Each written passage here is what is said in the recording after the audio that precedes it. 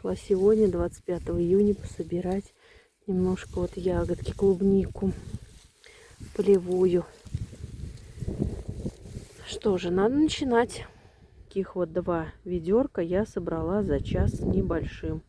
В этом году ягод, конечно, далеко не столько, сколько было прошлые годы. Ну, сколько есть. В день я больше не набираю, чтобы легко их можно было обработать.